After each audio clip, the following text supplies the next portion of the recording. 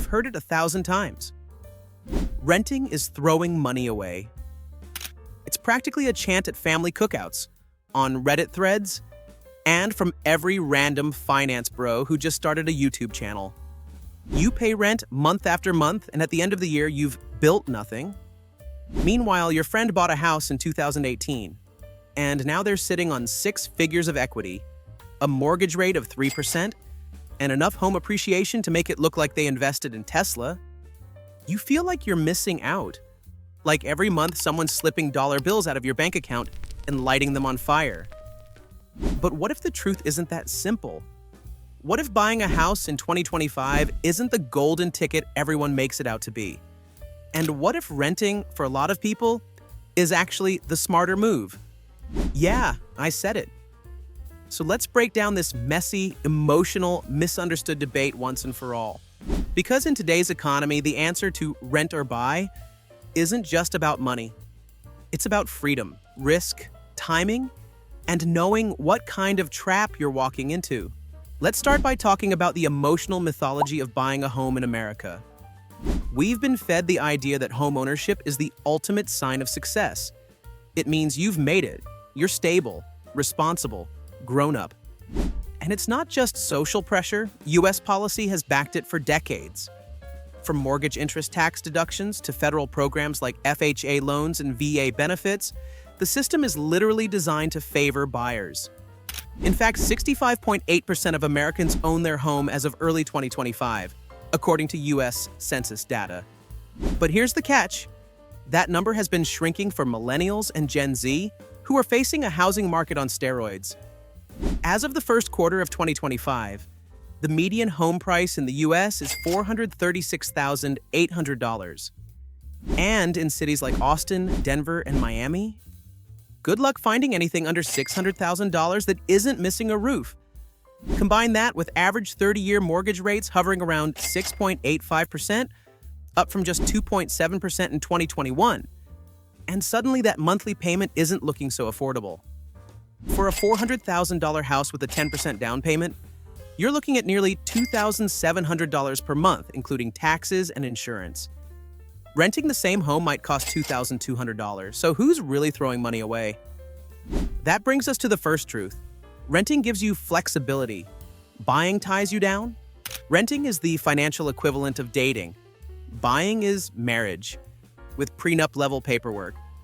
If you need to move for a job, want to try a new city, or your roommate turns out to be a crypto miner with a protein powder addiction, you can pack up and go. No strings. No closing costs. No waiting 6 months to unload a house in a soft market. Buying, on the other hand, is a 30-year commitment. Even if you plan to sell early, you're paying 5 to 6% in realtor fees, thousands in closing costs, and you need the market to cooperate just to break even. In the 2025 economy, where layoffs are hitting tech, remote work is declining, and job hopping is survival, flexibility is a financial asset.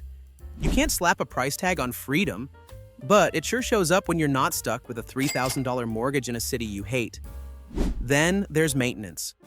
When you rent and your HVAC dies, you call the landlord.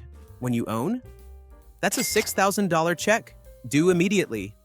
Owning a home means becoming your own property manager, plumber, and pest control agent, unless you're ready to fork over even more money to hire them all. The average homeowner spends 1 to 4% of their home's value annually on maintenance. That's $4,000 to $16,000 a year on a $400,000 home. And don't forget property taxes, which averaged $4,062 per year nationally in 2024 and keep rising in high-growth areas. But let's be fair, homeownership also builds wealth if you play it right. The biggest financial advantage of buying is building equity, the part of your home you actually own. Every mortgage payment includes a chunk that goes toward reducing your loan. Plus, homes tend to appreciate over time. From 2012 to 2022, the national average annual home appreciation rate was 5.2%. But that number is dropping. In 2024, appreciation slowed to 2.1%. In 2025, it's flat in many cities. And in some, like Phoenix or Boise, prices are even down year over year. So if you're buying now hoping for a rocket ship in value, you might be buying at the top. And if you sell in the next 3 to 5 years, you could break even or worse. That's why financial advisors often say, only buy a house if you're going to stay for 7 to 10 years minimum. Anything shorter, and the math just doesn't work in your favor. Let's dig into some actual math. Renting a $2,200 apartment for 5 years equals $132,000 spent. No equity, right? But if you bought a $400,000 home with 10% down, your upfront cost is $40,000, plus about $15,000 in closing costs and moving fees. Over 5 years, you'd pay nearly $100,000 in interest, taxes, maintenance, and insurance before you even touch the principal. You'd build about $25,000 in equity. So yes, you're throwing away less than rent, but only if home prices don't fall. If you have to sell in year 5, factor in realtor fees, approximately $24,000, and you might walk away with less than you put in. Suddenly, that rental looks a lot smarter. Now let's talk opportunity cost. That $40,000 down payment, if you had invested that in an index fund earning 7% annually, in 10 years, it'd grow to nearly $80,000. That's assuming you didn't need to tap it for surprise house repairs. Which brings us to one of the biggest myths. My mortgage is cheaper than rent. Not anymore. In 2025, rents are high, but so are mortgages. According to Zillow, the average U.S. rent hit $2,054 per month in April 2025. The average monthly mortgage, principal plus interest on a median home, $2,856. Yes, you're building equity, but you're also paying more upfront, out of pocket. That works for people with stable income, long-term plans, and room to breathe. But if you're stretched to afford it, a mortgage becomes a stress machine. Homeowners can't just downsize overnight. Renters can. That liquidity, being able to move, adjust, escape, is something buyers don't talk about enough. But let's not pretend renting is perfect. Rents keep rising. In many cities, it now costs more to rent than to own. If you locked in a low mortgage rate years ago, but you didn't. You're here in 2025 where landlords are hiking prices to match inflation, and rent control is a political football. In cities like San Diego, Nashville, and Tampa, annual rent growth was over 7% in 2024. That's brutal. Renting long-term also means no equity, no tax breaks, and no insulation from inflation. You're always subject to someone else's rules. You don't get to build, upgrade, or paint your walls neon green without a fine. And you have no asset to pass down to your kids. Homeownership, for all its risks, is one of the biggest drivers of generational wealth. That's not just a talking point. It's backed by data.